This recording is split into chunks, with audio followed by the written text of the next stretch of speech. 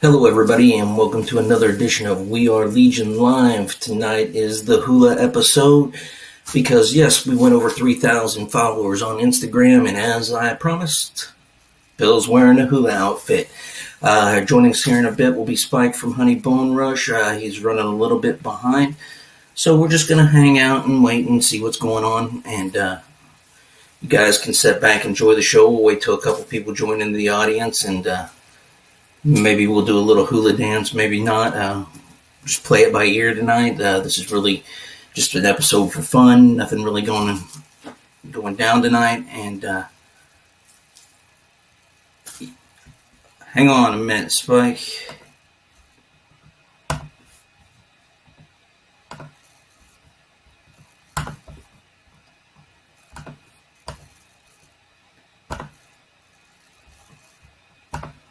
There's the link if you want to join in the panel. You just click on that and we will fire it up.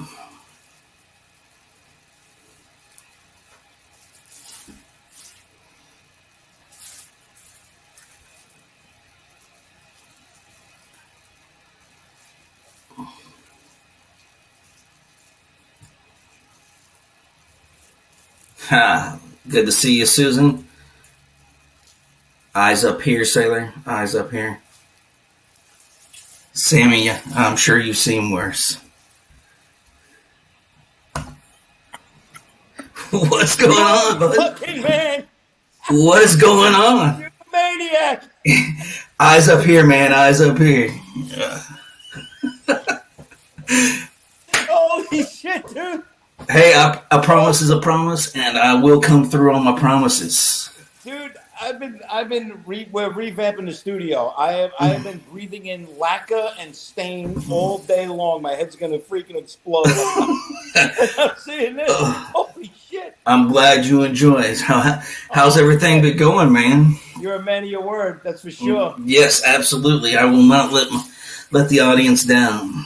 Well, congratulations, right? Yeah, absolutely. Yeah, for 3,000. And yeah, we actually blew right past 3,000. We went from like 2,800 to like almost 3,200 in like a week. Yeah. So subscribe, man, just to see you do this. Outstanding. Awesome. Yeah. So anything new going on with you guys down there?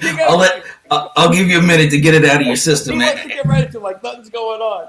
Everybody get it out of their system right now, man. Dude, hey, y'all wanna see the whole thing? Woo! Holy shit! Yeah, you got the skirt and everything. Woo! I'm gonna put you on our next album cover. Right on. I'm down. I'm down. Holy shit! Oh, well, like I said, I mean, I've been. It's funny. I got the whole studio is like in pieces right now.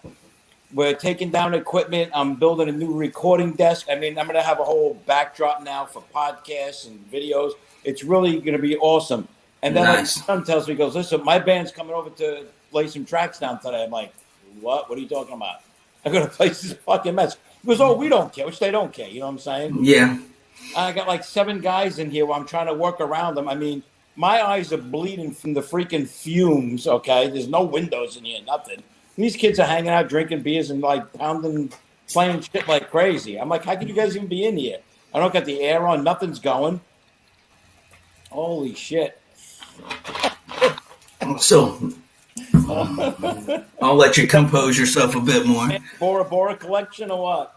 Yeah, I mean, well, it started as a joke. I bought this probably 4 or 5 years ago for my birthday. We all went boating, and we stopped by like Party City, and I saw it in there, and I grabbed it, and I wore it while we were out boating and stuff for my birthday, and it was a good time that day. I mean, we were just hanging out on the party barge, and other boats were pulling up next to us, and yeah, people were bringing me drinks and all sorts of stuff.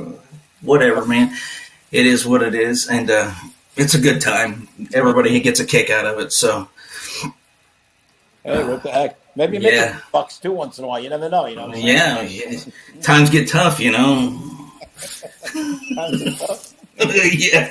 So, what's the band been up to? You guys been getting to practice or anything here lately? Yeah. Actually, I'm in the process of we're gonna do a whole big turnover here. I think. We got 2 new songs coming out. We got Fukushima Nuclear Makeout Party. That's an instrumental. It's coming out February 10th, and then probably March 1st we're gonna drop Children of Doom, which is it's basically like spoken word. It's almost like poetry. I do the voiceover. I do my best impersonation of James Earl Jones type voice. And instead of singing, we have just the just the spoken word over the music. I want to take the band on the road. I want to start playing out. Oh, nice. So, are you guys opening up more down there in Florida? Well, it's been. I mean, it's not bad at all. We just weren't ready to play out. I mean, like I said, and I still believe in it. Like, if people dig it and it takes off, that's great. If not, it's fun too anyway. But it seems like it's taking off, and I always, I'm the type of person. I'm a New Yorker. I always want to take it to the next step. And a lot of the guys are like, nah, we got businesses, they got this, they got that. So I was like, all right, well, let me know who's on board, who wants to do it. Whoever doesn't, I'm going to start putting together a team of 4 guys, 5 guys, and I want to start playing out. I really, really want to start playing out.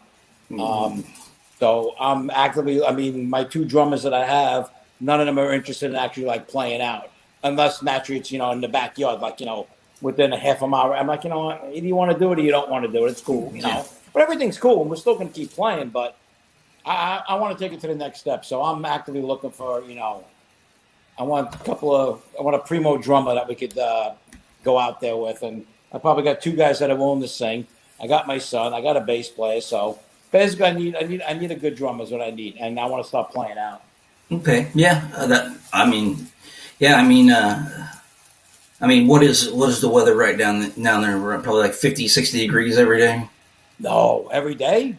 Yeah. I got the air conditioner on, man. It's oh, really? 86. You're already up to that high? Okay. Oh, yeah. Well, sometimes it'll dip down at night. It'll get down to like 60, maybe 62. So at night you're putting the heat on, and then in the morning when you get up and you go to walk the dog, as soon as you come out the dog, flip it to air, because within an hour or 2, it's going to be 78 degrees in the house. Yeah, and I remember when I lived in Jacksonville for 4 years when I was stationed there, and right. The whole time, I think I wore my winter coat maybe 4 days the entire 4 years that I was there. And that's because I got so used to it being 70, 80 degrees that when it would drop down into the 40s at night, and of course I was pierside too. I was by the water, and you'd want to have a coat on and stuff. Your butt does up north, I used to walk the dog, 30 degrees. I used to just put on my sneakers and go out and walk the dog. Now it's like 60 out, and I'm like, all right, where's my sweatshirt, sweat jacket, I just went out earlier today in my shorts and flip-flops in 20-degree weather to get the mail. Yeah. That might be old. I'm like, ooh, it's cold, And somebody needs to go tell Mike. He messaged me, and I told him, he asked if we were running late, and I said I was waiting on Spike, but who's this? Mike from 3 Mind Blight. Oh, okay. So let him know that we're on live. He's not going to want to miss this. I sent him a couple and told him that we'd be doing this tonight. And he's been waiting for so long to see this episode, and I just want him to know that I'm coming through for him. And at first I put out, that we were doing this, and it's like, I'm like, come on, people, grown man, in a coconut bra, you're not interested? Yeah. Then all of a sudden everybody started private messaging me. It's like, I won't miss this. I'll be there. Yeah. Let me know.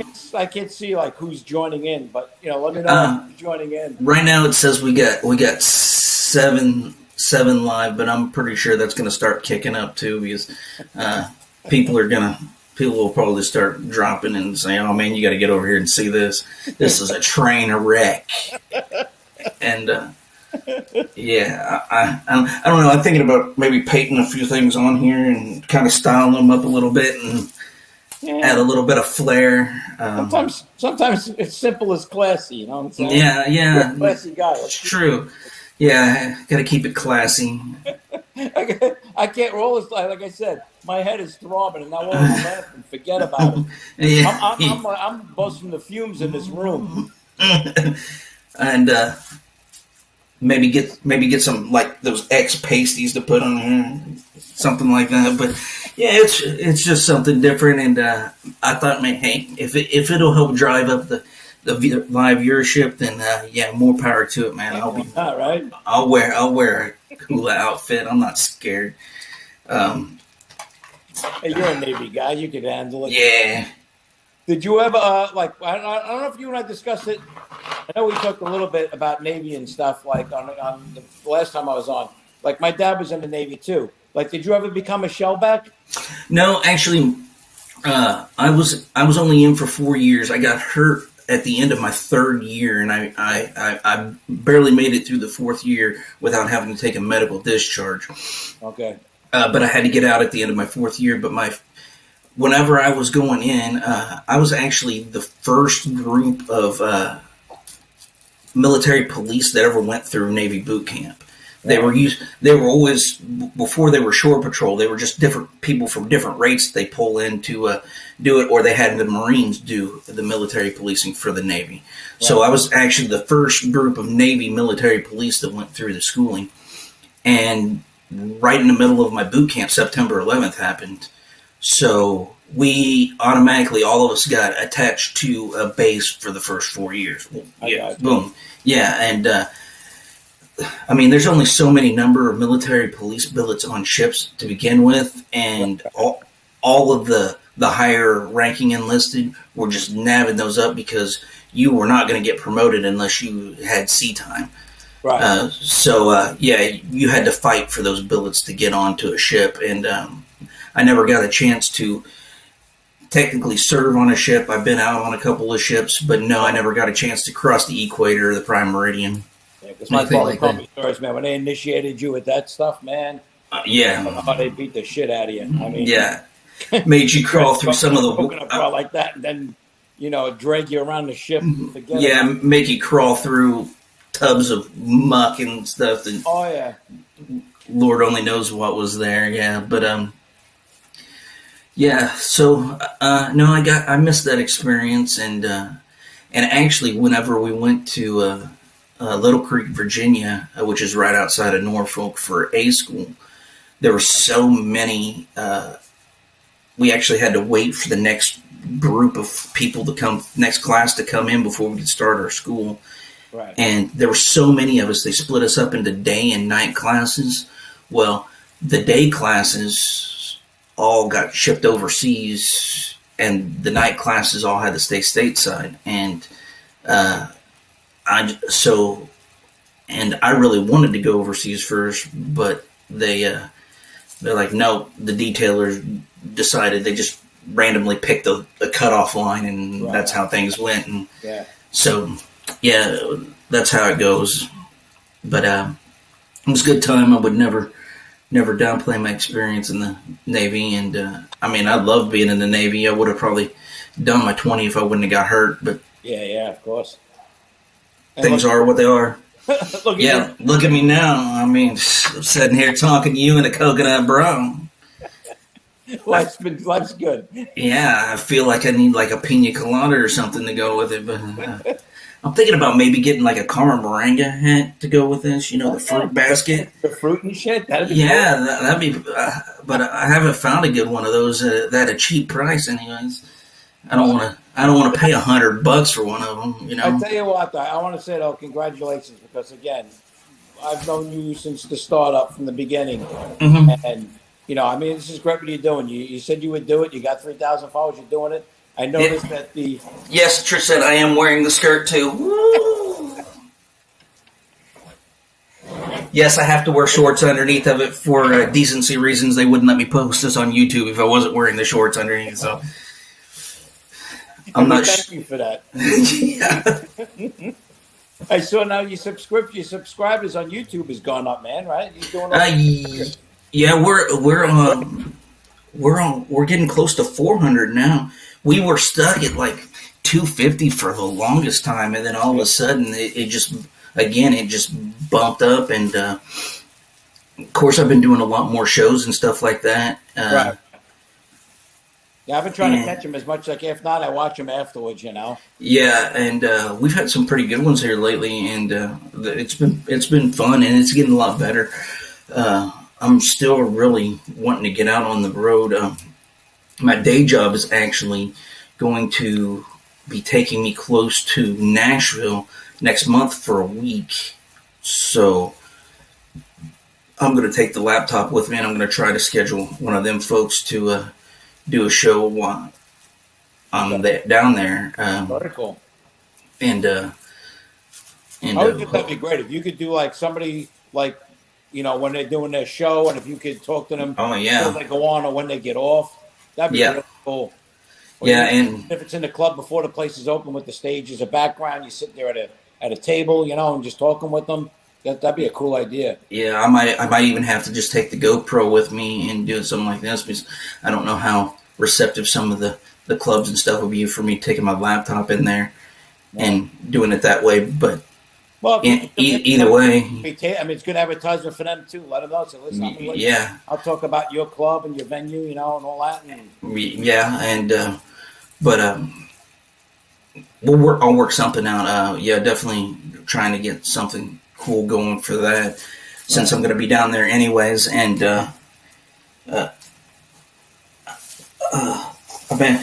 if I'm going to be already within an hour of Nashville, it doesn't make any sense for me, and that's why specifically I got to adjust. Fix yourself.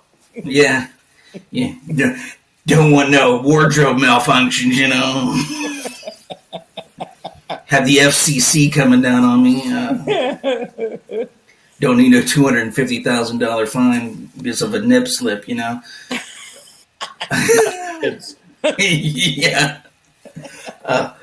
But I'm already going to be like within an hour of Nashville, and it just makes sense for me to go ahead and go down there. And I chose to drive down there. Right. Anyways, because it's only an 8-hour drive to where I'm going to be for the week, and it's only an extra hour drive into Nashville. Well, the reason I did is because they're rolling out the vaccines for us, and I will have just got my second dose. Right. And right before, and I didn't want to hop on an airplane with just receiving that second dose. Right. So, because I've heard some pretty bad stories about people who got the vaccine and then caught COVID, and then they got really sick. Right.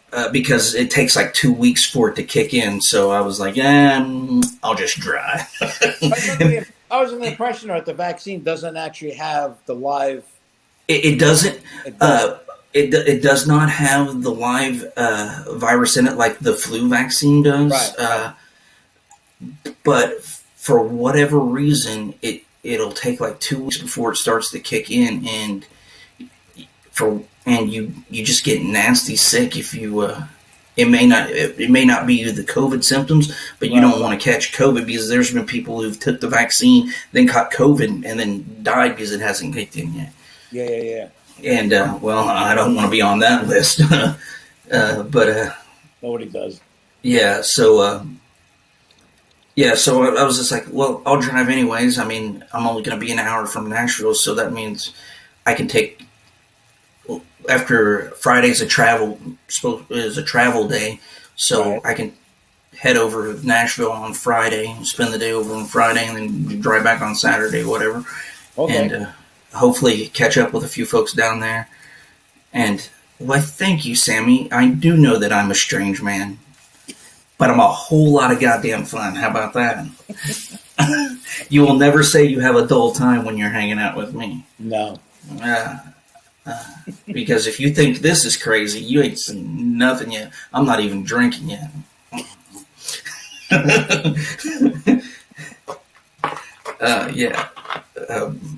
Back when I was drinking a lot, I was the one that they're like, oh, we need someone to do this. They're like, no one's going to do that stupid crap. And they're like, wait a minute. Hey, Bill.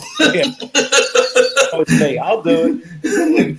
And I'm like, it sounds all right. We'll try it. I'm still here. I mean, I got a few extra scars, but I'm still alive. I can't tell you how many stitches I got from doing shit like that. Yeah, but it was all in good fun, most of it, anyways.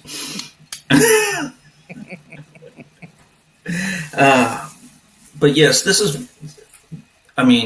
was all for your all's entertainment. Here's Mike. Thanks for showing up, buddy. Hey, there he is. But I promised everybody 3,000 followers on Instagram, and they would see me in a hula outfit for an episode. And I know it took me a little bit to get the episode, but as I was explaining, is I couldn't just come out here and do just a random episode with somebody in the hula outfit. It wouldn't be fair to them because they'd be laughing. They'd be laughing the whole day, or someone would be like thinking it's a serious interview, and then they'll be like, and yeah, it would just completely ruin it for them. And so what are you gonna do when you hit the next milestone, 5,000? We will think of something. I got to find something to top this, but we'll definitely think of something. And yeah, really, the next milestone I want to reach is 1,000 on here, right. On YouTube. On YouTube, and that will be the bigger one. Is if we can get 1,000 followers on here. Then you become monetized, right? Then you'll start making like money off of these. It's I got to have 4,000 watch hours. Okay. And in a year time frame, plus at least 1,000 followers. So we're doing good on watch hours, Right. but I need to get the more followers and stuff like that. And of course, the more followers you get, the easier it is to get the watch hour. I mean, I'll be honest. Like, I don't know anything about this shit. I mean, I fumble around, I figure out how to do it, and I put stuff on, But I don't know how any of this stuff works. Like, and I'll look at like, say, Spotify.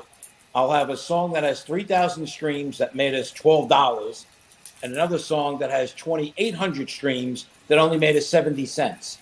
I'm like, I don't understand that. Like, how is I don't $12 to 70 cents, but only 200 streams? I'm like, I don't give a shit. I just put the stuff out there. How it goes, I don't know. Yeah, that'd be something you have to ask another artist. I have no other than how you doing, Sailor? And Mike over here calling me sexy and stuff. He says at 5,000, we're both gonna wear. Me and him are both gonna wear a hula outfit for the episode. We might have set a GoFundMe page. We might actually pay for that too. Well, we might even just have to have just a big old hula party and just have several people. Yeah, we can drink. On, right? Yeah, we can have it. I mean, it's gonna take us a little bit, at least another month or so. Easy to get. So it's gonna be warmer weather, and by then, I'm sure we'll be opened up. Even California is opening up now, so yeah. So they'll relax the restrictions. I got a huge backyard with a huge privacy fence around my patio that we can probably fit easy 30, 40 people out there for a hula party. And we'll have tiki torches, the whole shebang. There you go. I'll make mojitos and everybody will have a good old time. I make amazing strawberry mojitos if anybody's interested. Yeah. And, wow. Mm-hmm. And Susan, you used to belly dance? Well, when I dance, it's just belly. Does that count? But other than that, that's the extent of my dancing. I don't really do much dancing. So, you said you were planning on getting out and doing some shows. Were you just gonna plan on doing local area stuff, or? Definitely, within Florida start, but because like I said, I always told the guys anyway too that I wasn't about to just willy-nilly start going playing. Like I said, I'm not driving 2 hours to North Fort Myers to play on a Wednesday night at 2:00 in the morning in front of 5 people for no money. I'm not doing it. I don't care about the money, but I'm not driving up there in some bad neighborhood. I got to worry about my car, So we're starting to get some local feedback, people starting to dig the stuff and ask if we're going to play. So, now I'm saying to myself, well, if I could set up with something with 1 or 2 of these clubs, say in North Naples or in Fort Myers, and we could feel out maybe 100, 150 people are going to be there. I'll do the show. You know what I'm saying? And again, I don't care about the money, but like I said, I'm not going to some bad neighborhood to play in front of 3 people at 2 in the morning. I'm not. I got you. But we seem like we're getting some interest. So to start, probably within a 100-mile radius, do a couple of things, and then eventually, like I said, I'm semi-retired, dude. I'm having fun. So if somebody else, if these other guys could, maybe take a week and a half, or 2 weeks off, and we could go to a couple of places, and I'll go to whatever. I'll go to Ohio. I'll go to Georgia, whatever. You know what I'm saying? Do a show here or there. Well, I'll tell you what. That whole Gulf Coast region is set up for just a pretty nice little bitty small tour. I mean, you start out in the Tampa area, and then you head on up, and you got Panama City, and then you got Tallahassee there, and then you can swing over to Pensacola, and then you got Mobile, and then you got Biloxi and Gulfport. Right. All the way back around, all the way to New Orleans, where you got just natural stopping spots every couple of hours to play gigs. So you can do a gig, drive to the next one, rest up for the night, and then play the gig, and hop to the next one. And it's a pretty natural nice little tour there, and you don't even have to get out of the bad weather. The worst thing you got to worry about gators. But you're in Florida, so you're down there by the Glades, so gators are nothing for you. Yeah, no, we're used to that stuff. Yeah, I mean, whatever. Yeah, so like I said, I just don't want to. Like I said, I've done enough when I was younger and stuff. I don't want to go willy nilly. Throwing a dart, at the map. Okay, we're gonna go to this place. Call up that club. No. It's got to be all planned out and figured out. But like I said, I want to do it. I want to calculate it, and I want to do it the right way. Yeah, and definitely do. I think what we've done here tonight with this coconut brawl is we've brought on that we're gonna have a house party here at my house, and we're just hula outfits. We're just booze. We're gonna have live music. Everybody can set up and play, and it might just turn into a big music festival in my backyard. That'd be pretty cool too. Might have to check the city to see if I need permits for that or not. But I'm definitely going to have to do a little cover to pay for the power bill. But other than that, we'll be doing good. Yeah, I mean, I got a huge detached garage out and back we can set up in, and I said, I got a fenced off patio that's really huge, and a nice sized backyard. It's all fenced in. Yeah, we could have a pretty good time. Your neighbors will be kind of surprised. Yeah, they're all renters anyway, so... You invite them anyway. That's how you solve that problem until you invite them. You give them some and a piece of chicken. They won't give a shit. Yeah. So here we go. Yeah, everybody road tripping to Bill's house for a party in the springtime. There you go. Hopefully we have a lot more to celebrate.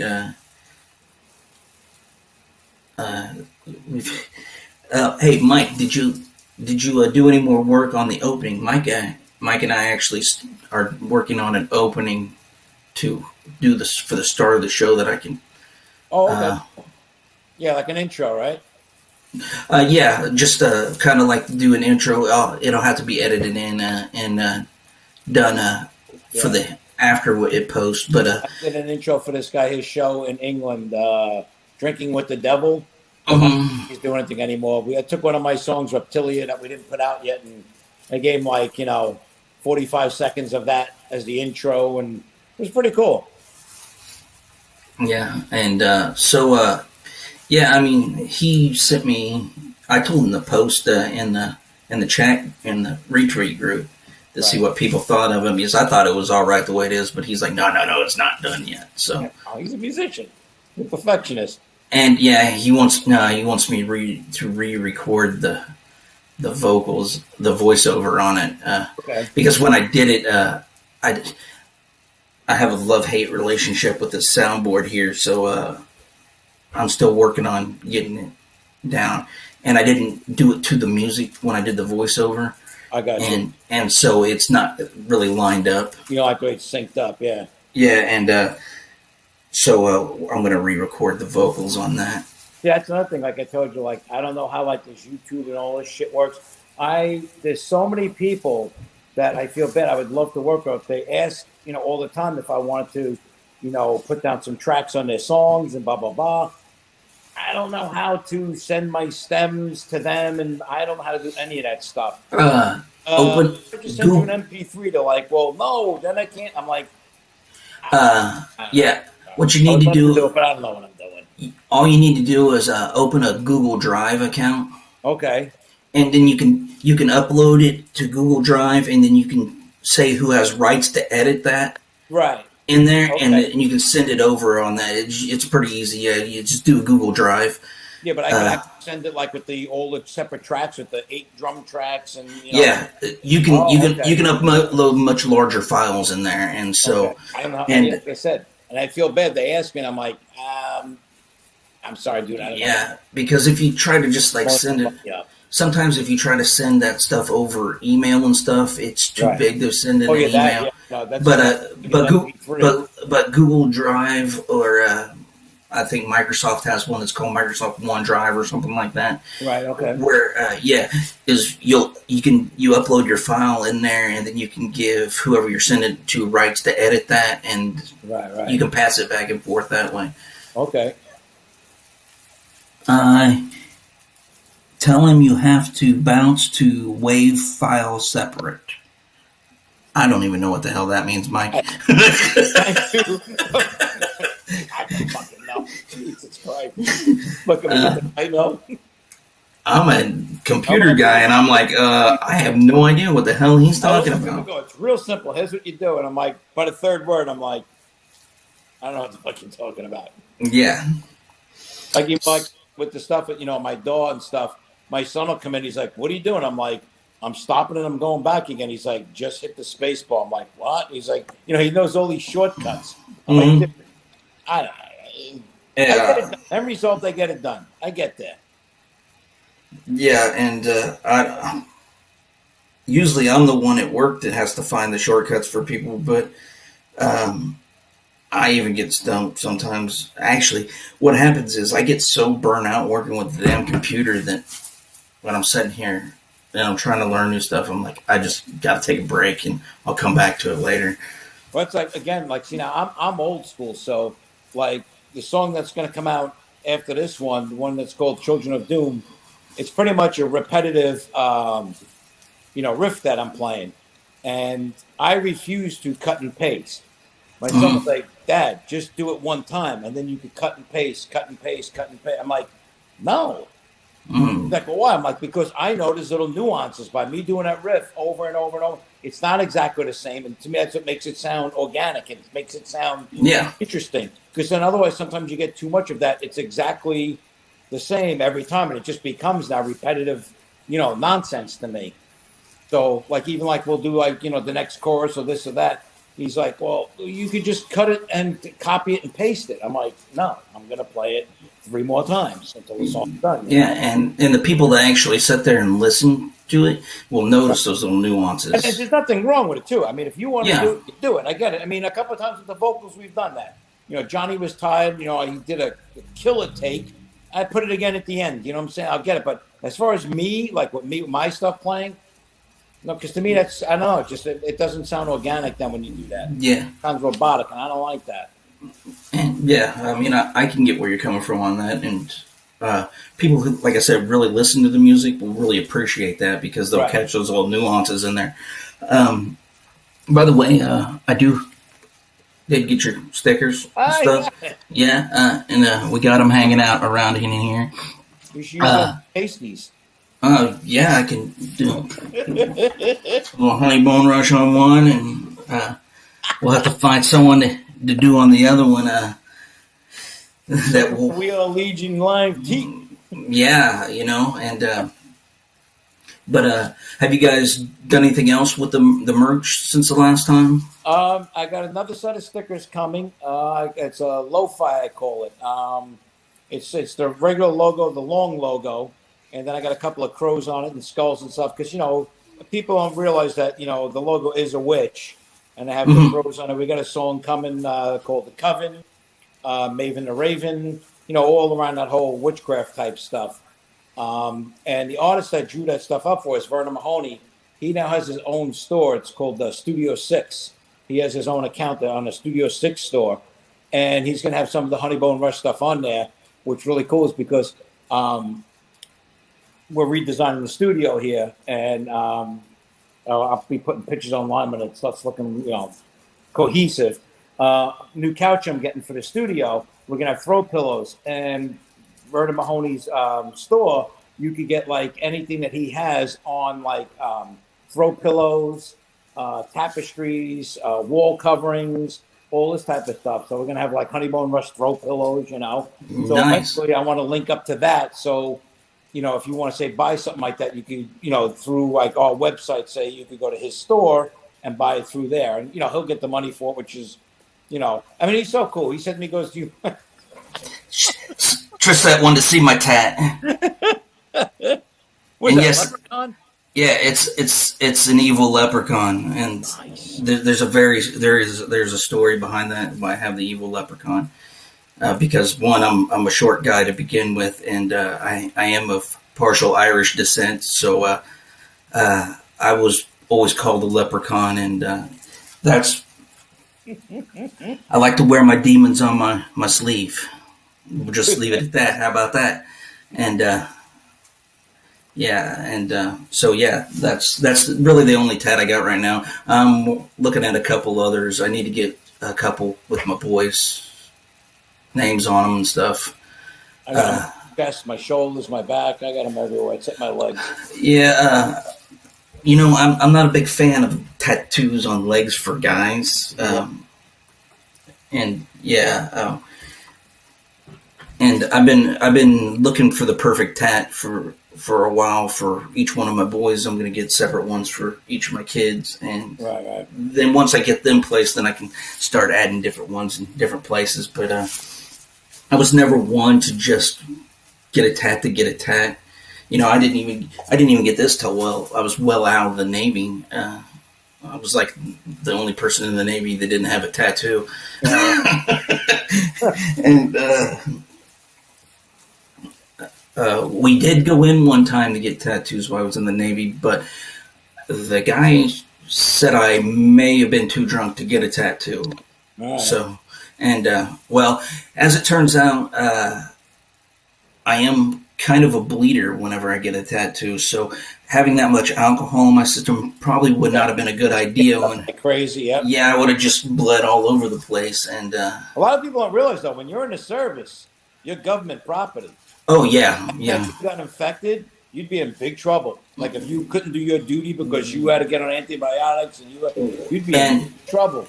Well, at that time, they were just starting out with the new tattoo policies that you actually had to run a request up to even be able to get a tattoo. You had to have it approved before you could even get. Navy, if it and they would just get a tattoo. Yeah, you could. They didn't want anything below the elbow, and nothing but in neck, right? Yeah, and they were really starting to get everything kind of buckled down a little bit more, and so Tyson face tattoo. That's out. Yeah, no more, and there was actually people that got out of the Navy because of the tattoo policy, but it's nothing.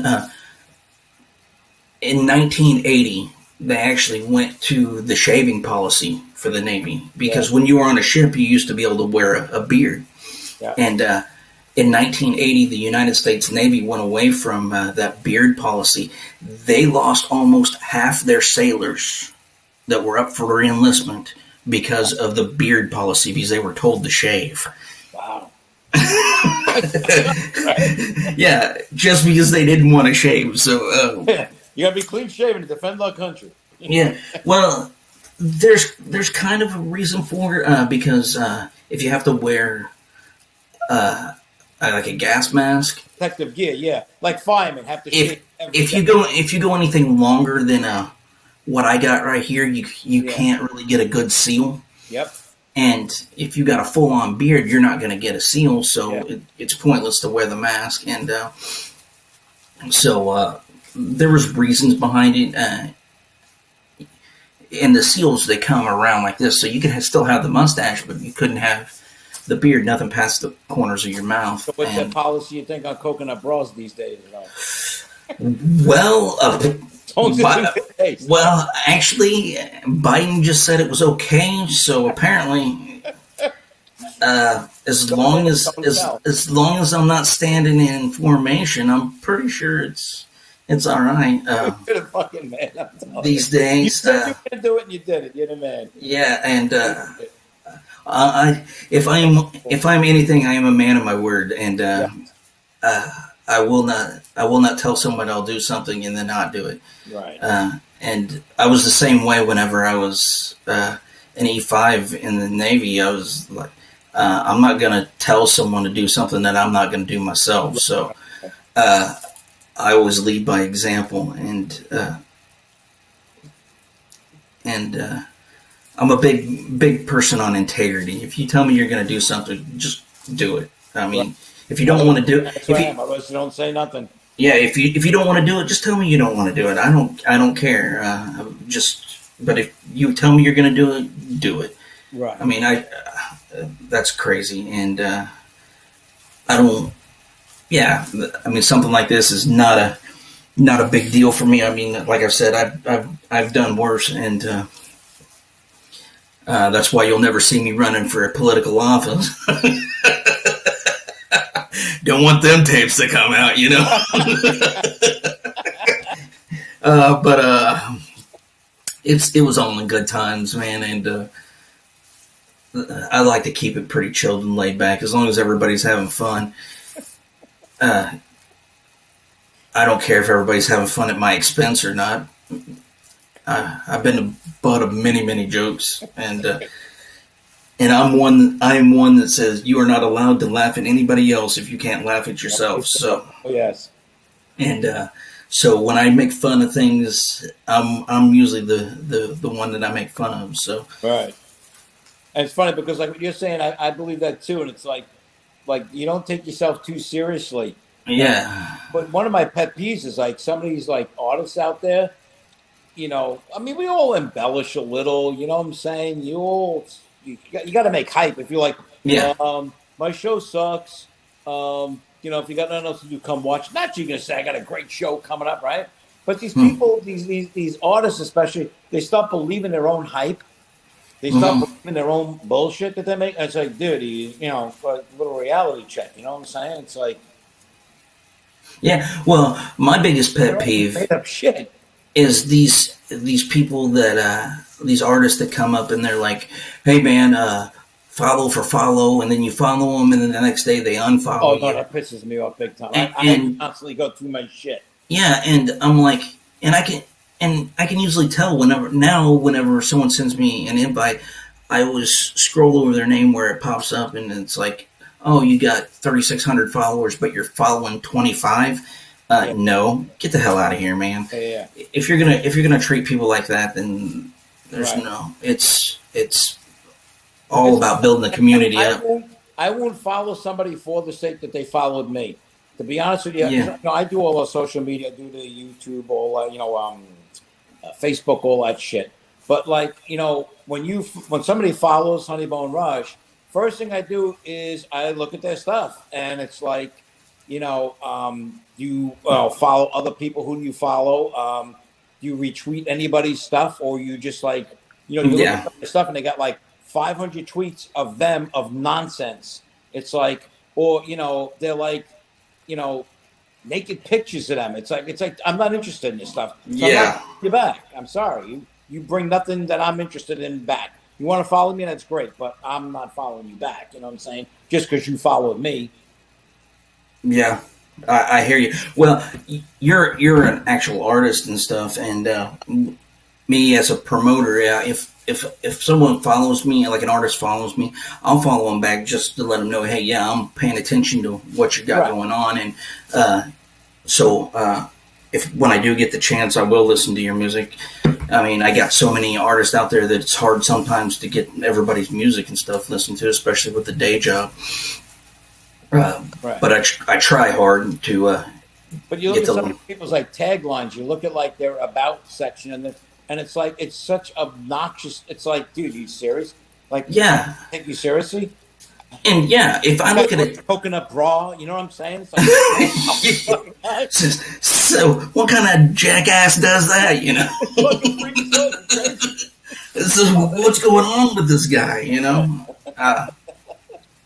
But there's so many people out there. Like, I mean, if I could just take a moment, I feel bad because a couple of interviews I did, you know, with a couple of other people, I was discussing with them that a lot of times I don't. Everybody does shout outs. I never do shout outs because I always feel bad that I know I'm going to forget somebody. I'm getting absent-minded lately, and it's like, you know, I mentioned, say, 5 people that, you know, it's okay to mention, but there's like 3 people I really should have mentioned, and I didn't. And then I feel bad, so I don't do it. You know what I'm saying? When I put up a playlist, I'm like, oh, check out this new killer playlist. I don't list half the bands that are in there like the other guys do because I know I'm going to forget somebody, you know? So, but I want to start like mentioning, you know, there's some people out there that, you know, like yourself that do so much for us that, you know, we appreciate so much, you know? And I don't know, are you familiar with Fred Ballad? California. Yeah, he was actually in the comments here. I don't know if he's still in here or not. Fred, you still in here? He's an old news guy from California. He's been following us from day one. He's been so supportive. He retweets so much of our stuff.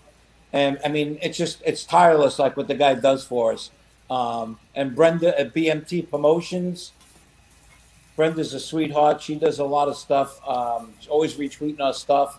My girl Carla from Picardy, France. My little vampire girl. She's a little drummer girl from France. She's always been from day one.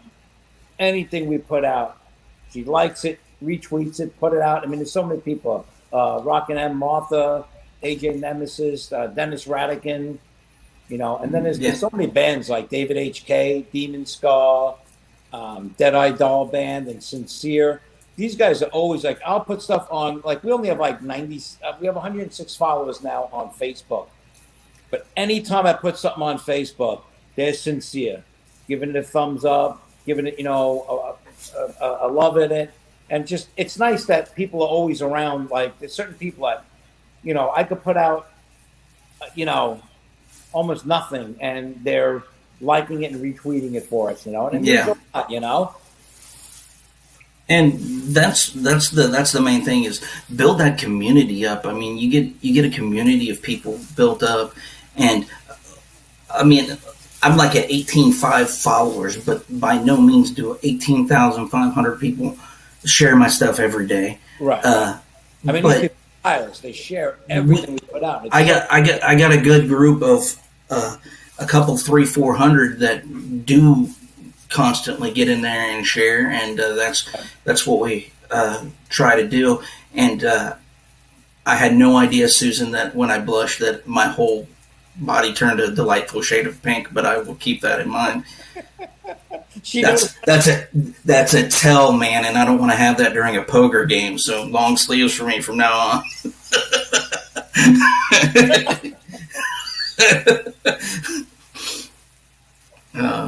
Thank you for pointing it out. Maybe that's what's been screwing me all these years in poker.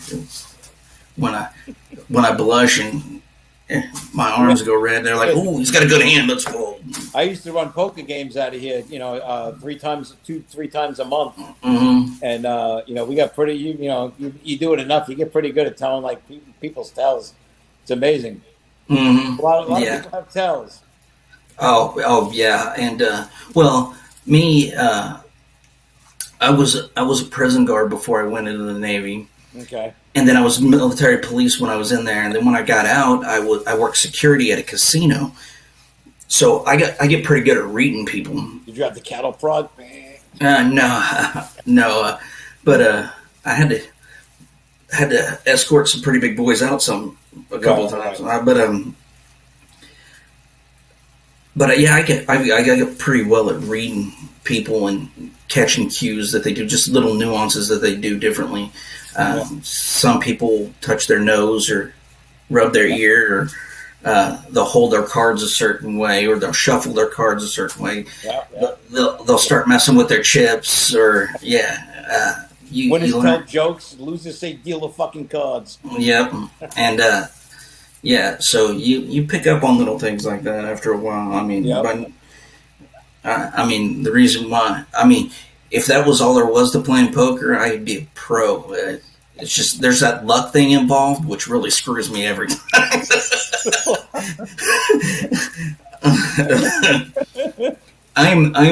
Well, it's funny, like when you go to World Series of Poker, right? A lot of guys that got the cool sunglasses or they got the hoods up. That's your gig. Hula outfit on. Sure. You're right, man. I'd be like, maybe get you flash them a little bit, yeah. They'd be checking underneath here, make sure I didn't have cards stashed and things like that. I'm trying to. I can't believe you're not getting more comments. I'm getting a few comments over here, but I don't. Comments. It's hard to keep up with comments and you need a Robin Quivers, like. Yeah, the only thing I don't like about StreamYard is they put the comments over on the far right-hand side, and if I'm focusing on the camera and I'm having a good time, I gotta peel over, and then sometimes the video and the comments don't match up. Okay. So they're either they can be ahead of me, or they can be behind me, and so I gotta kind of just feed your way through there. And I had a blast one night. I did an interview with Dennis Radican, DRS 70. He does interviews with heavy metal bands on Instagram. He's in his version. I could see the comments too. And I was halfway through the interview. I'm seeing the comments. I'm like, wait a second, and everybody's like saying, I'm like, and I was fascinated. I'm like, dude, hold on. I was having fun, like answering the comments, seeing them. Yeah, and if I'm sitting here and I'm focusing on the comments, maybe it's just me and I'm not used to it yet. Trying to follow along in the comments, I try to catch as many as I can. But if I'm looking over at the comments, I'm not really looking at the screen, and then it makes whoever I'm talking to feel like this guy's not even paying attention to me. It's like, what a dick, and he's sitting there in a hula outfit. What kind of schmuck is this? Thinks he's all that. Yeah. I was like, God, I'm never coming back on this shithole again. Camisole. But yeah, and so yeah, I'm working around it. I'll figure something. I'm actually I want to get a couple monitors set up. That way I can, and maybe one on top of one another, so I can still look forward and still see the comments. But whatever you've done though before, because the first interview I did with you was only like your second or third time doing this, and I never kept cutting in and out. We got dropped a lot. My vocals were garbled. It's much better now. I mean, my Spectrum internet. My router was dying. It was on its last legs. Well, and the one that I had was like 7 years old. So it finally died out last weekend. Okay. And so they brought me a new 5G router. So yeah. Welcome to the 21st century. No more internet problems, And smooth as silk. This is great. Another interview I did with somebody else. Every like 18 seconds, I was getting dropped. After like the 15th time, I was like, dude, I this is, And then we stopped. I was like, this is getting crazy. And but Susan, I've tried tablets. I just don't like tablets. You can't store anything on them, for one. And every tablet that I've had like 4 different ones, and they all were like, after a year, were like just a piece of garbage. They were all like worn out, the operating system and stuff. That's by design, so you buy another one. Yeah, and Spectrum does always have problems, but I was so happy when they brought that 5G router in here, and I was like, oh yeah, because I noticed everything started going a lot faster. because I don't have cable anymore. I stream all my stuff. I even have the Spectrum streaming app for our TV, and we would constantly be filtering and stuff, and buffering out. And yeah, with the 5G, it doesn't do that anymore. So yeah, so we've definitely made some improvements on equipment. I got a whole soundboard over here that I'm still trying to figure out. The reason why it's not hooked up now is because my microphone that I had, I got a mic, but it was working, and then all of a sudden it decided it doesn't want to work anymore through the soundboard. And so right now I'm in a love-hate relationship with this soundboard, but we're going to get it figured out, and things are going to get a lot better. I figured out how to stop the echo. The echo that we were having when you're on your first show is when you were talking, your audio was actually coming back and going back through my microphone. Right. And wearing the headphones now cuts that out. So we figured out a few different tricks and stuff to make things a little bit better.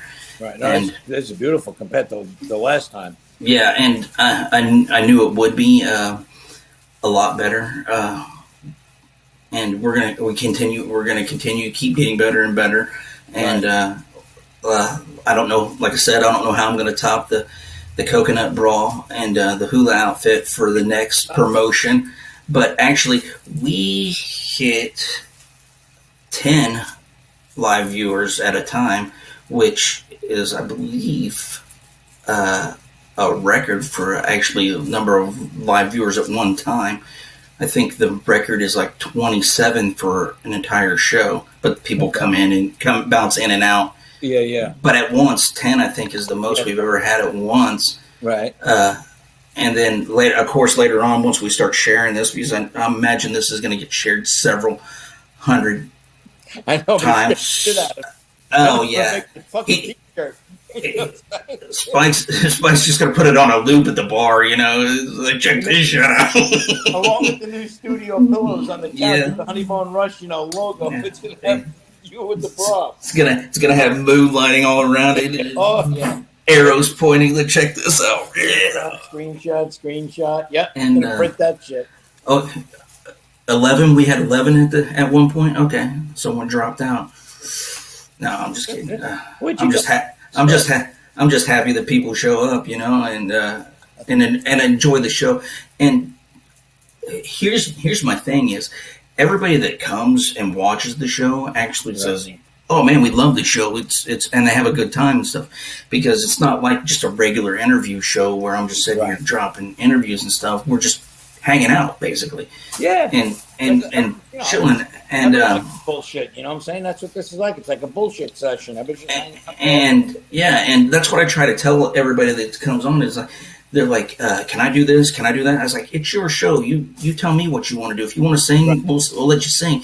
I'm here to spotlight you, and what we're doing is we're just hanging out, and we're letting the audience get to know you a little bit, so they can connect with you a little bit before they start streaming your music, and then maybe that'll resonate with them whenever they're streaming your music, and things will go on. So again, like I said, I don't know much about this, but would it benefit you? I think it would benefit you. I don't know if you could do it though. Can you invite random people to join us in? Like, yeah, I can have people dig that too. That if they want to do that, I actually need to stop being a cheap ass and pay for the stream. Bring somebody else in. No, I can have up to 10 people on the screen. Oh wow! On the free version of StreamYard, right. And they'll also take care of that little watermark that's up there in the corner. If I pay, right, they'll drop the watermark, and then you have different levels where you can add a few more people and stuff on there. Right. The problem is if you get too many, the screen doesn't get any bigger. They just make our screen smaller, and you just smaller. Yeah. But again, even if you have like one person that's in that group hanging out, for an hour watching us, invite them in, let them, Yeah, and that's what some people have done on other stream shows, and I'm more than happy if anybody would like to jump on up in right. At any given time, and I let them in, and yeah, I'm constantly evolving the show and things like that, and we're doing Right. different things, and I mean, it's like what we do with the music. You try something a little new. Or, you're not talking about a 180-degree difference, but you try a little something different. If it works, cool. If it don't, you go back to what you're doing. You try something that it's no harm, no foul. If you try something, if it doesn't work, all right, you don't do it again.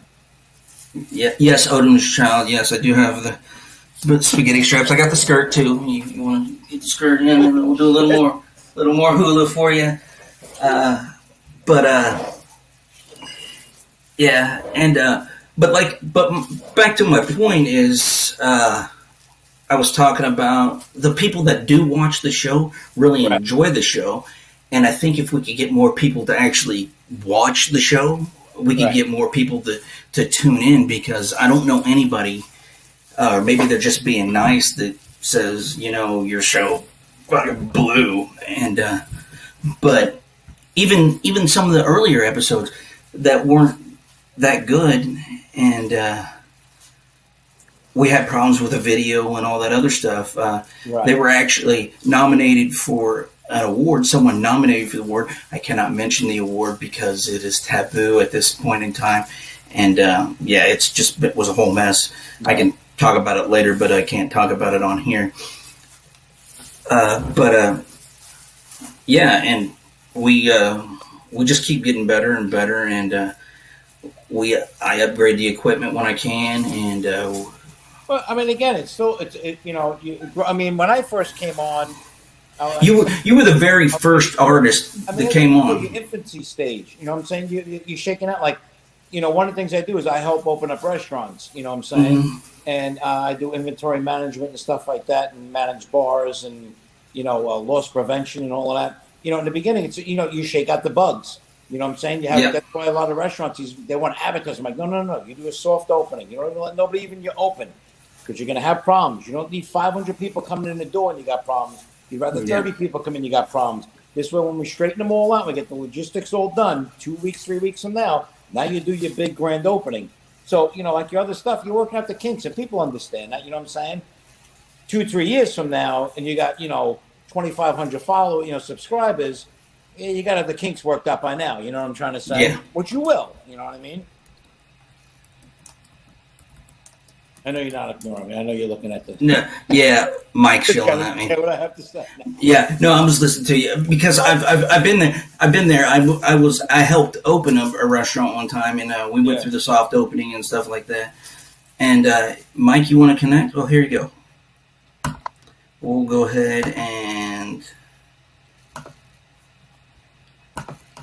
drop this there, and whenever you want to connect, you click the link and we'll add you in here to the panel here. Yeah, so really, when I do these videos, I always try to send out the video to the artists themselves, and I'm like, share it however you want to. You just get it out there, and you can tell the ones. I can tell the ones that have shared and the ones that you haven't, because the ones that haven't, they'll have like 50, 60 views on the video. The ones that have will have a couple hundred so far. Yeah. And we're getting big. Hey, we're up to 12 live viewers. That's awesome. Wow. But I'm getting nervous. we got an arena going on here now. I'm just wearing a t-shirt. You're out. Yeah. I mean, we get up to 20, and I might have to take the top off. I was going one more bit and say, hey, take the top off. And if times get a little bit too rough, I'll come on here with no clothes on to begin with, and make you pay me to put them back on. Tom, take his top off. Yeah. So we're. Did my boy Hide from Japan sign in? Who? I have not seen Hide Kimura. Did you ever watch The Office? You ever watch the show The Office? Mm-hmm. You ever see the Japanese guy that worked down in the in the warehouse in Japan. Okay. Surgeon #1. He's a big fan of ours. I talk to him all the time. He follows us on Instagram. I follow him. He is such a kind soul. What a nice man. He had a bad heart attack about 6 months ago. And back on the mend now, and he's doing good. We were talking today. Well, that's good. You watch, but that's all right. Well, just because there's 12 people, but I'm not seeing 12 people in the chat, so just because I'm not seeing them in the chat doesn't mean that they're not there. I think they're all still laughing about me coming out and with the clothes off and making people pay me to put them back on, which has crossed my mind, you know. Tom, listen, it's $10 to take my clothes off. It's $20 to put it back on. Yeah. Well, I put a post out on Instagram a while back that says times are getting tough, so I'm starting selling my nudes again. It's like $20 or $15 for a nude and $30 if you don't want a nude. I used to be a model, you know. I was a floor guy. Yeah. Oh, Sammy, calm down. We're just joking about my clothes being on or off. I'm not getting weird about it. I mean, people will see me in a lot less than this, and yeah. I still can't believe you did it. It's awesome. Your word. Yes. Yeah, if I tell you... When you put out that video on Instagram, I had to watch it like 5 times to see if that really was you. Oh, for you did the face thing, right? Oh, yeah, with the face one? My wife goes, "What are you doing?" I go, "I think this is my boy Bill. I think he didn't the mark. I was confused for like 20 minutes. And they're like, "Is that really you?" I was like, "The face is. I face swapped it, but no, that guy's bigger than that guy was bigger built than I was." Yeah. And but yeah, it was so perfect. My face sitting on there that I was like, "Man, I got to share this one. This was great." And I was like, and well, at that time we had just went over 3,000, so I was getting people primed, and I was looking for. I was trying to think, man, who can I get to do this show with me that's not going to be just completely offended that I'm putting video out with me. Well, I mean, some people would actually be, "Oh my God, I can't believe he's doing that." And you know how people are these days, and crush and Boris. And so I was like, if I'm going to do it, I know I'm going to do it. If I have to do the show by myself, I will do the show by myself. But I was like, I'm sure I could find someone who would like to be on the show. Who doesn't have any kind of career that they're worried about ruining? I was like, who has a cast iron stomach and could stand and look at me? And a coconut roll, and it has its own bar in the studio. Yeah. I mean, yeah, you have your own bar back there. You can fill your own, get your own drinks and stuff. So yeah, we're just chilling and having a good time. And right before, when you got to do little hula dances, like, you know what, I'm grabbing another beer. Yeah. Right back. Well, yeah, I mean, I didn't want to do that while you were actually drinking because I didn't want you to spit it all over your camera equipment. Not Friday, but like 3 weeks ago, I did an interview with somebody, and my wife is in the house watching it, live, and I'm doing the interview. So the guy's reading off like what you're doing, like, people making comments and stuff. So the interview went off like an hour and a half. Now, to the left of me, I got my bar, and I had 4 beers lined up. I had 2 bottles of water and 4 shots of Crown Royal. So I start doing the interview, right? So long story short, I go through all of it. So it's like an hour and a half, and it's like, I really, really got to pee. So I'm like, this can't be going. How much longer could this be going on for? You know what I'm saying? So I'm trying to hold it, So he starts to read up the things. I go, "I'll be right back." My wife is sitting there. She goes, "Where are you going?" I said, "I got to go to the bathroom." I'm running through the house. So she sees me like leave the camera, and then all of a sudden I'm going through the house. I'm like, I can't wait. I got to pee. Meanwhile, after I pee, I come back. It's been like 3 minutes and I was gone. I felt like, oh my God.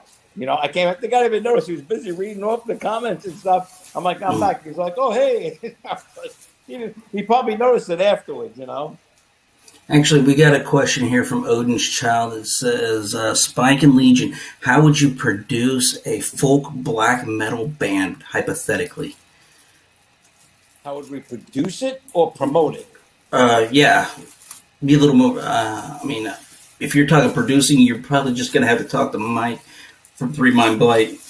Well, if I you're don't talking do about much. producing it, I mean, if it's a death metal band, I'd record it more than just one microphone in the room, 8 feet away, like a lot of Yeah, these death metal bands do.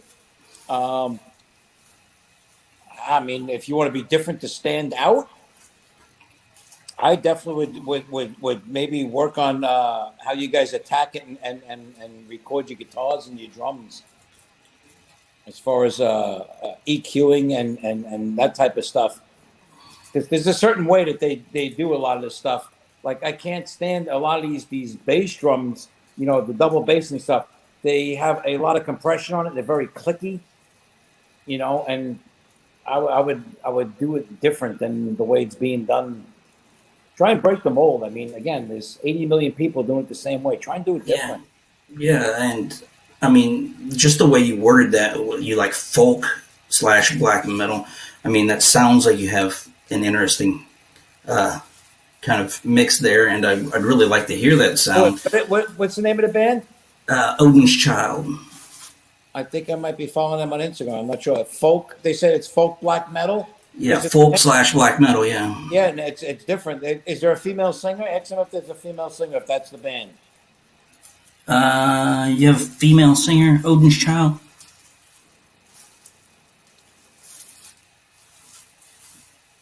Well, sometimes you gotta wait on the comments, like I said. No, yeah, of course. And but oh, you're not a band. You're not a band at all. You just like the idea of. They like the idea of that. Okay. Actually, I believe there is a band. This is ODINNS. Okay. Odin's Child, and I believe there is a band called Odin's Child over there on Instagram that follows both of us. And see, I always believe though, like if a certain market is like totally saturated, I mean, naturally, you're not going to tell you get out of that because that's what you enjoy doing yourself too. But you got to be different. You got to make yourself stand out. So for better, for worse, try and just change it up. I mean, how would I promote a black metal band or produce a black metal band? I would have them do at least slightly different than what everybody else is doing. Stop doing the same old cookie cutter stuff.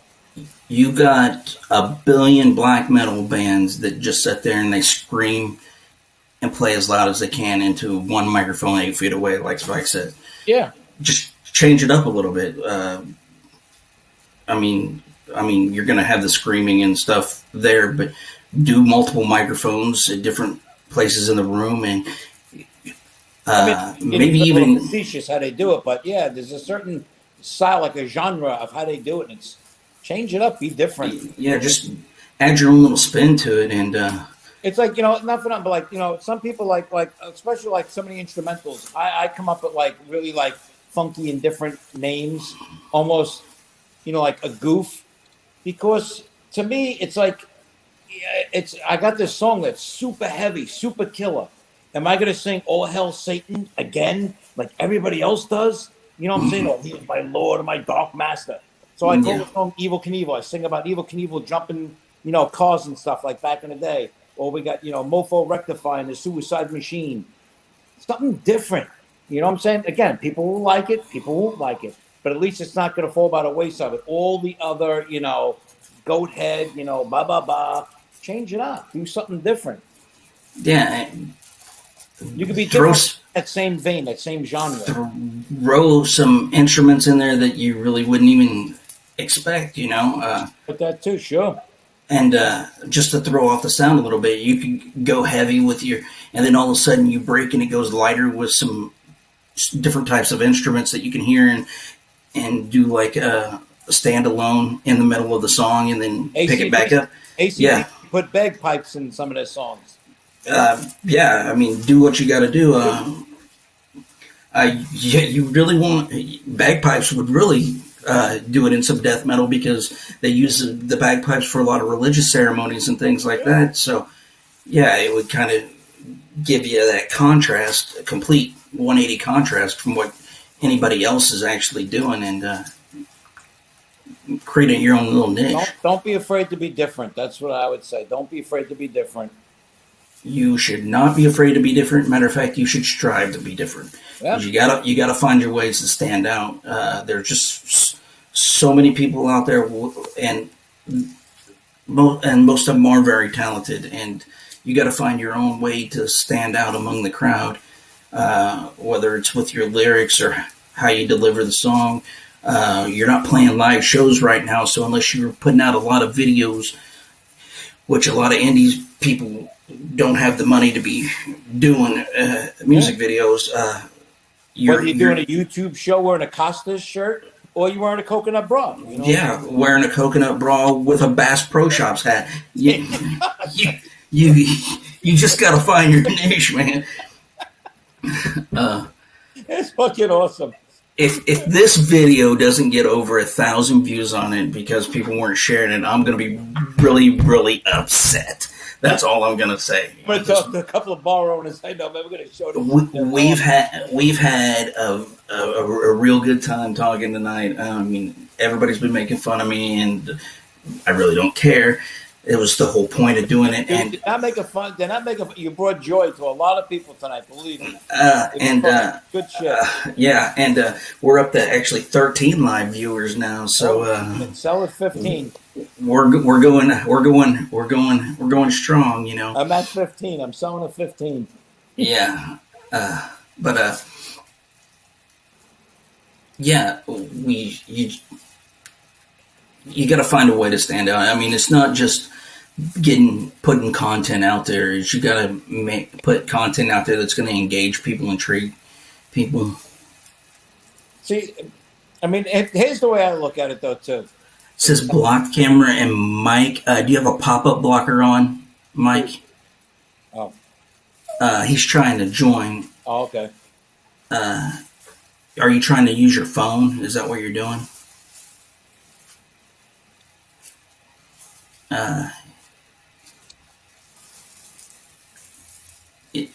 You don't have a pop-up blocker. Are you trying to use your phone?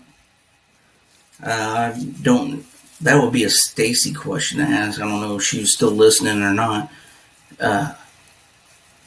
But yeah, I've never seen it where it says block.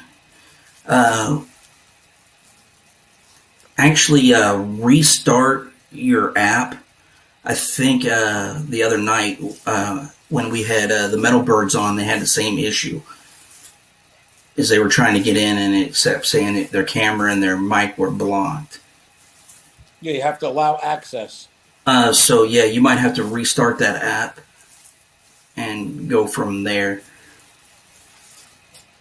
But I don't know. I only use my phone when Yeah, that's why Stacy had to help out last time, and I don't know what she had you do, but you guys were doing it through DMs on Twitter. But yeah, so back to what I was going through is even putting content out there. If you don't get someone's attention, and because the attention spans today of people are non-existent. Oh, yeah. And there's Odin's child. How's it going? Hey, how's it going, man? Oh, I asked that question because I want to play music, but I can't. I don't have that attention span to actually try to learn to play it. All right. I mean, this thing, it's not because I don't love it. This thing sits here. Yeah. And, you know, I fucking... Sorry for the swear words. I gotta stop that.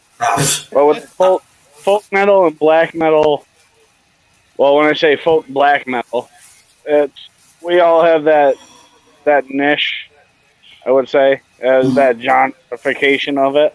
Yeah. So when I say how would you produce it and promote it? Like over here in the U.S., black metal or folk metal isn't even that. That's just like a niche thing. Yep.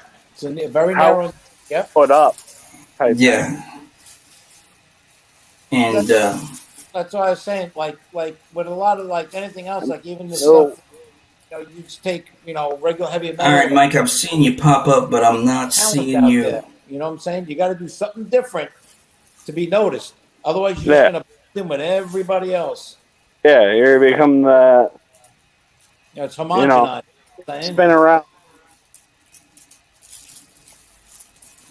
I don't know if you guys realize that band Amon Amarth, they got big waves for a while there. Okay, Mike, when you're in there, it should ask you if you want to use... but they make it great.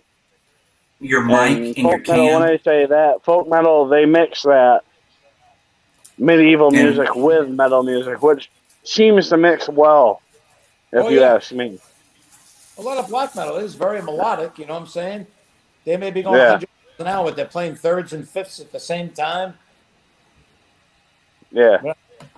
And they do try to up the game, because there's a lot of bands out there that they're just fast. I don't understand it, but they're just fast. They're fast. A lot of people would say chaotic, but they're fast. Right. Well, to me, the best parts, I mean, one of my favorite all-time bands of all time is Slayer. But I love that band, man. Chaotic parts, waiting for the drop, waiting for the mosh beat, you know what I'm saying? Yeah. I've been through a few pits. Put it that way.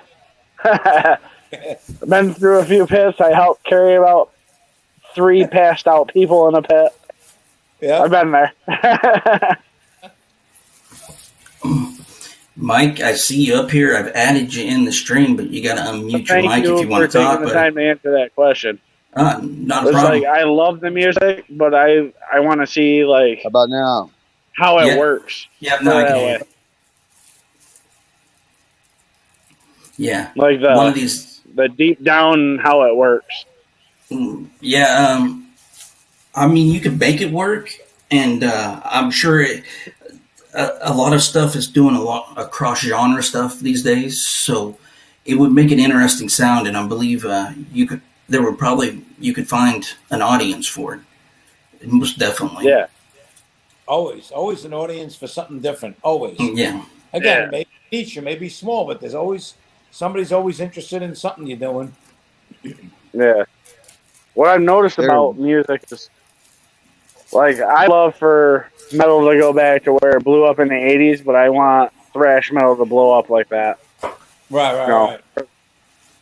But I've noticed with Europe, if you go over to Europe or 4 countries, it's way bigger over there. Oh, yeah, especially you go to Denmark, Sweden, Norway. Yeah. Oh, yeah. That stuff. It's 40 below, and it's what? It's nighttime 80% of the time, you know what I'm saying? Yeah. Everybody's so dark and into that stuff. I'm in New York. It's 12 degrees right now where I'm at. So what part of New York? Upstate. Oh, okay. I was from Brooklyn, New York. Bay, Coney Island. No, I'm about hour north of Albany. Up in Lake George and stuff like that. I had a buddy. Vacation land. Are you near Brewster? No, never even heard of it. Oh, okay. When I said Lake George, Lake George, Saratoga. I got you, Saratoga, sure.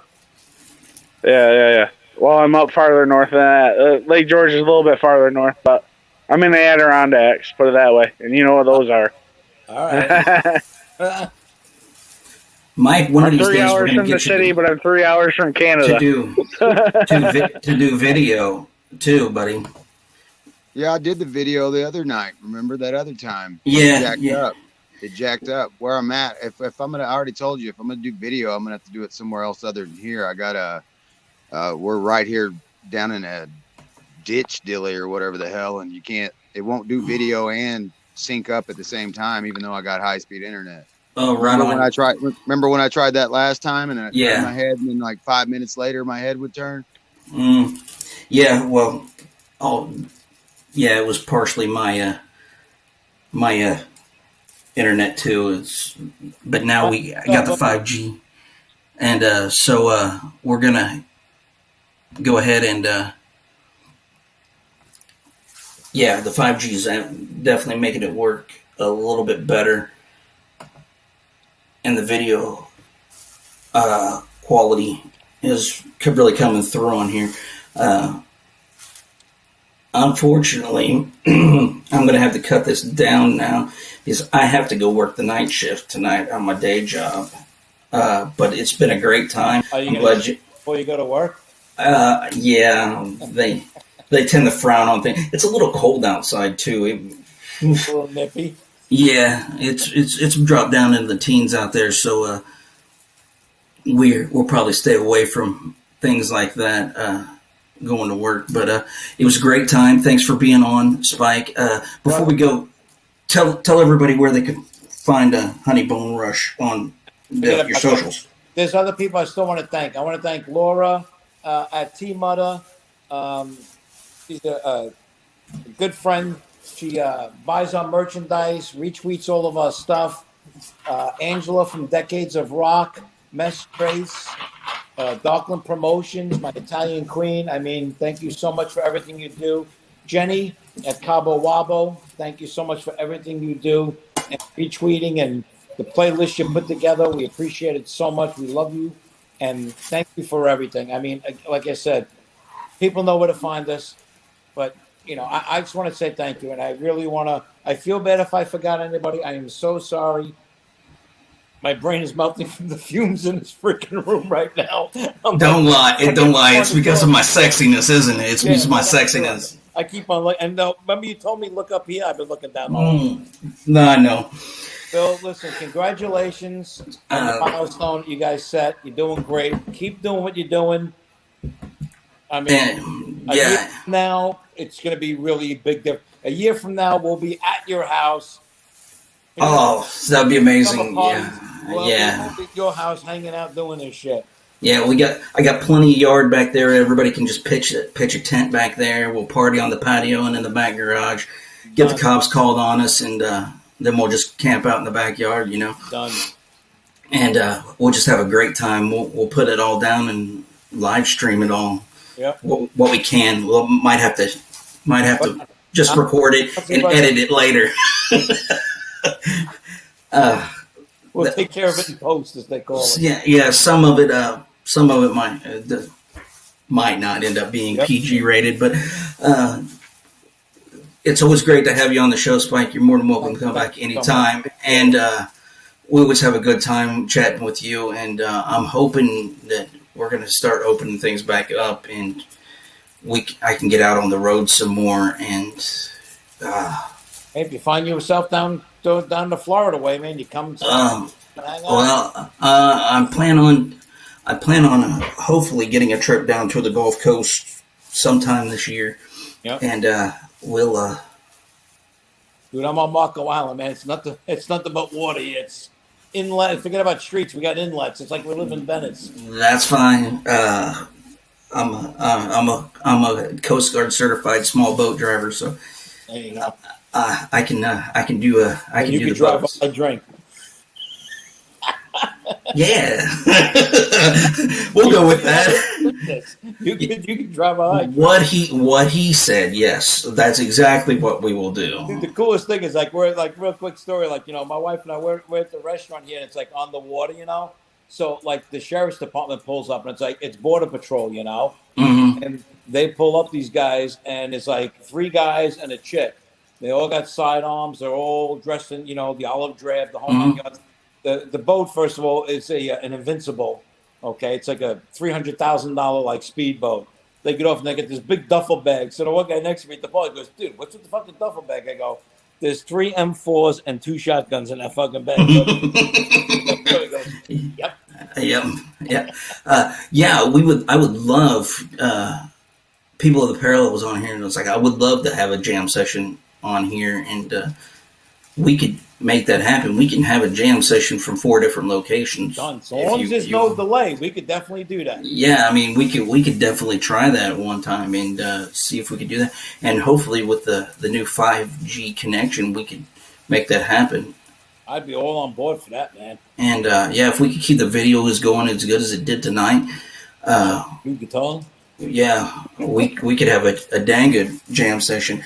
But sorry I got to cut it a little bit short tonight because of going to work. But it was a great time. Like I said, always a pleasure having you on, Spike. Anytime, brother, that you want to be on, you let me know, and we'll get it done. Thank everybody for coming out tonight. I'm scheduling my events now for February, and I will let you know who's coming up and when, more whenever those come out, and we will see you all next time. So have a good evening, brother.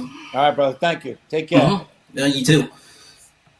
All right, everybody. Have a good night, and I will be tweeting out whenever our next show will be. So we will talk to you all later. Have a good night.